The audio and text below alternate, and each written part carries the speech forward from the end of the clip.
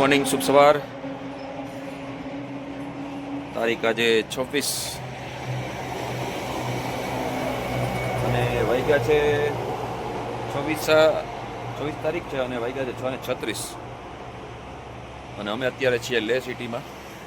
અમારી પાછળ છે આપણે એરપોર્ટનો વિસ્તાર. આપણી પાછળ છે એરપોર્ટ અને આપણે આ જે મેન હાઈવે જઈ રહ્યો છે એ એરપોર્ટ રોડ જ છે. અને હવે અમે અહીંથી જઈ રહ્યા છે પેંગોંગ લેક તરફ, કેમ કે અહીંથી પેંગોંગ લેક જોવા જવાની ઈચ્છા છે બધાને. અને ત્યાંથી પછી આગળ હાનલે જવાની ઈચ્છા છે.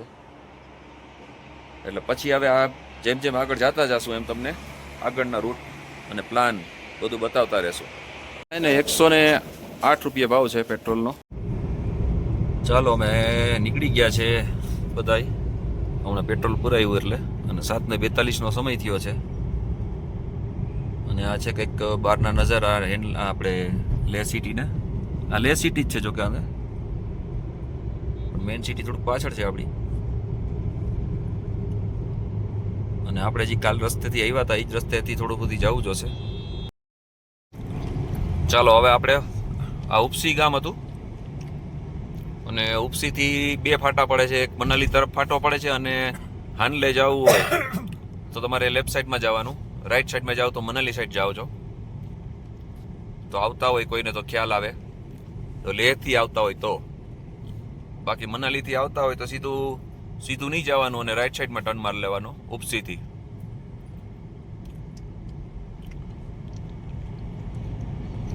રસ્તાની કન્ડિશન જોતા અને કિલોમીટરના અંદાજ પ્રમાણે 206 કિલોમીટરના 4 કલાકનો રન બતાવે છે.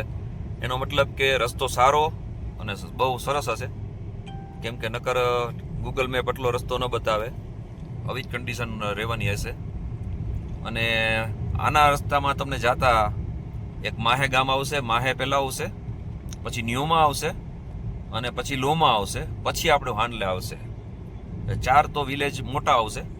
વચમાં કોઈ નાના વિલેજ આવશે તો આપણે તમને એની પણ ઇન્ફોર્મેશન આપતા રહેશું. તો આ 4 વિલેજ મેન છે. પછી આપણું એટલે ટોટલ 4 માં હાનલે આવી જશે. આપણે ઉપસીથી નીકળ્યા 8:55નો સમય થયો છે. હવે આપણે જોઈએ, કેમ કે 8:55 એટલે 9 જેવો સમય થયો છે ઉપસીથી નીકળીને આપણે. અને આપણે હાનલે ક્યારે પહોંચીએ એ તમને બતાવશું. ત્યાં પહોંચીને આપણે કેટલા વાગે પહોંચ્યા. આપણે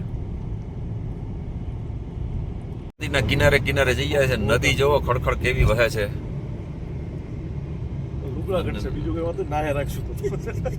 હા, એ તો આમાં ચાલુ જ રહીએ પહેલા. આમાં એવું લિંક છે. આ નાનું વિલેજ હતું, આ એનો બ્રિજ છે.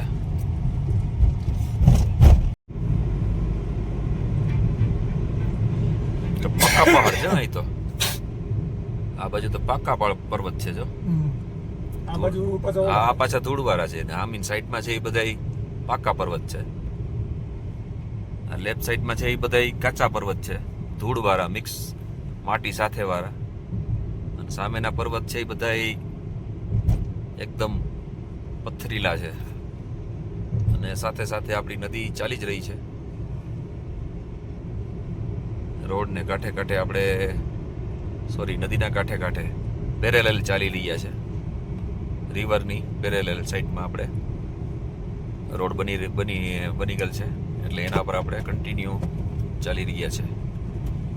ચાલો, નદીની અમે હવે પહેલા હે ને લેફ્ટ સાઈડમાં હાલતા હતા. હવે પુલ પાર કરીને આપણે રાઈટ સાઈડમાં આવી ગયા છે. નદી હવે લેફ્ટ સાઈડમાં જતી રહી છે.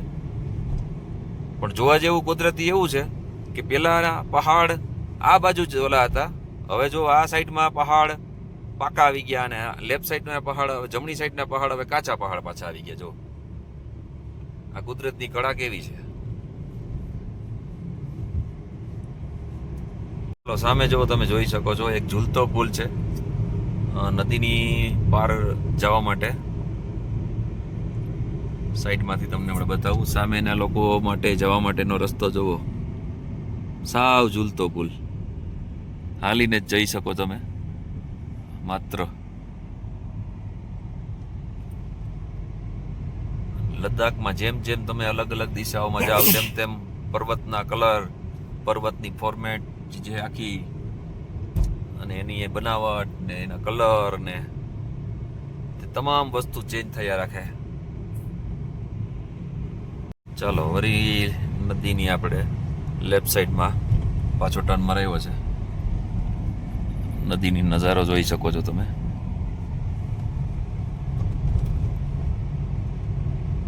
ઘડીક લેફ્ટ સાઈડ જઈએ છીએ, વળી થોડીક વાર થાય તો આપણે રાઈટ સાઈડમાં જઈએ છીએ.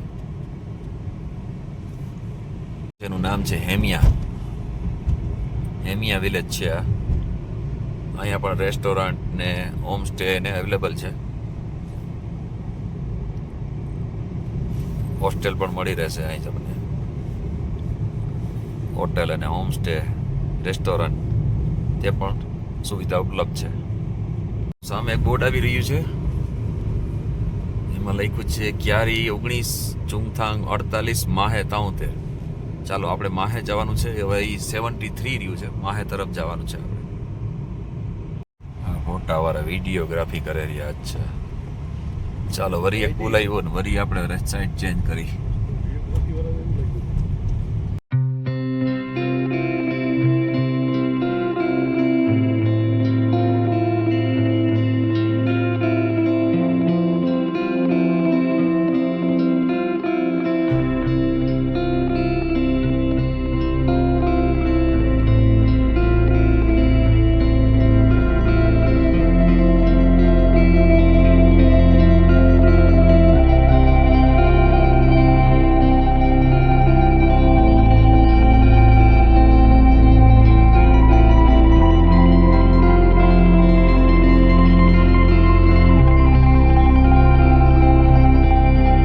ઝરણું સાઈડમાંથી વહી રહ્યું છે ખડખડ કરતું. આપણે મ્યુઝિક મૂકી શકીએ વીવારા. અને આ બાજુ નદી આવી રહી છે, એ તો આપણી સાથે સાથે જ ચાલે રહી છે. પેરેલલ રોડની પેરેલલ સાઈડમાં નદી ચાલી રહી છે અને નદીની પેરેલલમાં આપણે ચાલી રહ્યા છે. ચાલો આપણે પહોંચી ગયા છે હવે Kyari village, small town between the Leh to Hanle, the small town, and nearest the opposite side so Indus Cafe. મતલબ કે આ છે આપણી બાજુમાં જે નદી વહી રહી છે, ઇન્દસ રિવર છે, અને લેહ સિટી ઇન્દસ રિવરની કિનારે વસેલું સિટી છે. ચાલો અહીં ચેકપોસ્ટ હશે તો આપણે એન્ટ્રી કરાવવાની રહેશે કદાચ, મારા અંદાજ પ્રમાણે.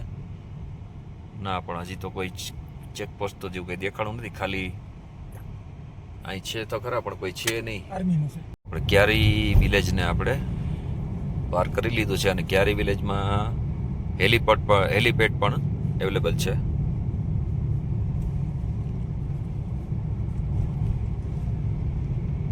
આ જે ક્યારી વિલેજનો રસ્તો જ છે. આપણે બારોબારની સાઈડમાં આવ્યા છે. અરે પેલે પ્લેનનું મશીન છે, એરોપ્લેનનું. અમારી બધી ઊભી રહી ગઈ છે. ચેક કરવા જાઉં છું કે શું છે આગળ પોઝિશન. કદાચ મને એવું લાગે છે કે ભૂસ્ખલન થયું છે. હા, એવું લાગે છે. હા, ઉપરથી પર્વત પડ્યો છે તાજે તાજો, તમે જોઈ શકો છો. અને હા, અને રોડ ચોખ્ખો કરી રહી છે જેસીબી અત્યારે. આ હમણાંનું જ તમે જોઈ શકો છો, ભૂસ્ખલન થયેલું છે. કેવડો પથ્થર આવીને પડ્યો છે અને જેસીબી ચાલુ જ છે. રસ્તો હમણાં ક્લિયર થઈ જશે એટલે સીધું નીકળવા માટેનો તૈયાર થઈ જશે. ચાલો માત્ર હવે 10-15 મિનિટમાં હમણાં રસ્તો ક્લિયર થઈ જશે, કેમ કે સવારનું ચાલુ છે. આ 2 કલાક પહેલાનો જ બનાવ છે આ, અને 2 કલાકમાં તમે જોઈ શકો છો રસ્તો ક્લિયર પણ થઈ ગયો છે. ને આ બીઆરઓના જ અધિકારી અહીં ઊભા છે અને રસ્તો હમણાં જ ક્લિયર થઈ જશે આપણે 5 મિનિટની માત્ર અંદર. ચાલો હમણાં એક વચમાં નાનકડું વિલેજ આવ્યું હતું, એનું નામ હતું લી, અને હવે આવે છે આની પછી આવશે હમણાં એક કેસર. હવે નાના નાના વિલેજ, એમાં માત્ર 5-10 ઘર એ ગામની અંદર હોય છે. એવા એવા નાના નાના ટાઉન આવે છે. આ છે કેસર વિલેજ, અને સામે આવે છે બસ છે જમ્મુ એન્ડ કાશ્મીરની લેહ લદ્દાખ વાળી બસ છે જે કદાચ હાનલેથી પાછી રિટર્ન આવતી હતી. માત્ર એટલા જ ઘર છે, તમે સામે જોઈ શકો છો કેસર વિલેજના. બધીને 15-20 ઘર હશે. સામે ઇન્દસ રિવરનો નજારો તમે જોઈ શકો છો. મસ્ત વેલી આવી છે, વચમાં કાંકરીના પથ્થરો આની ઢગલા આવી ગયા. હા, હવે તમને દેખાશે મસ્ત વેલી નો નજારો. ઇન્દસ રિવર ની અહીં પહોળાઈ વધી ગઈ છે.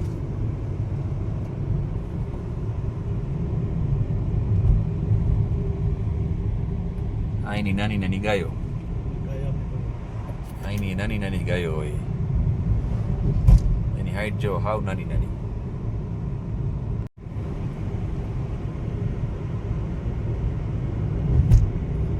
આ રસ્તા ઉપર એક આપણે વાત નોટ કરી છે કે ભાઈ આમાં અમુક અંતર ઉપર 5-10 કિલોમીટર ઉપર જાઓ એટલે તમને એક સ્મોલ ટાઉન એટલે નાના એવું કોઈ ગામ પણ જોવા મળશે અને વસ્તી પણ જોવા મળશે, એટલે ટેન્શન નથી આ રોડ ઉપર. જેમ અમે માંથી મનાલીથી આવ્યા હતા અને કેટલા અંતર ઉપર સુધી કોઈ ના વિલેજ આવે ના કોઈ માણસની વસ્તી આવે, આમાં એવું જો તમે જોઈ શકો છો કે થોડા અંતરે આવું કંઈક આવી રહ્યું. નાના નાના પણ ગામ આવે છે ખરા. આ છે ચોંગતાંગ વિલેજ અને માત્ર ને માત્ર આમાં પણ એટલા જ ઘર હશે કદાચ.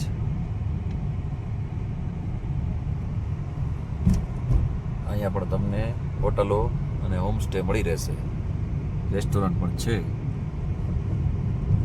પોસ્ટ આવી છે, અહીં ગાડીની આપણી એન્ટ્રી કરાવવાની રહેશે.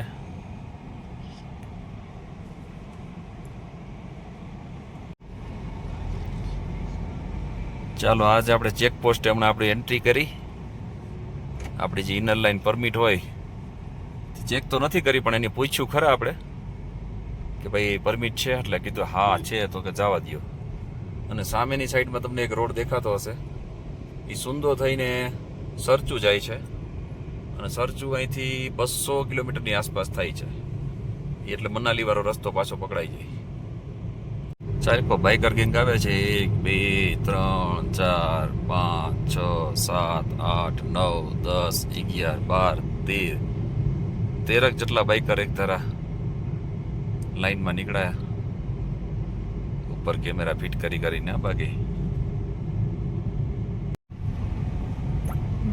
ચાલો, સીધો એક રસ્તો જાય છે ને એક રસ્તો આમ જાય છે. ઈ છે ઉપસી લે ઇધર હે. ઓર શું મસ્ત નજારો આવ્યો જોવો. પહાડોની વચ્ચારે સુંદર વેલી, એની વચ્ચેથી આટલો મસ્ત હાઈવે.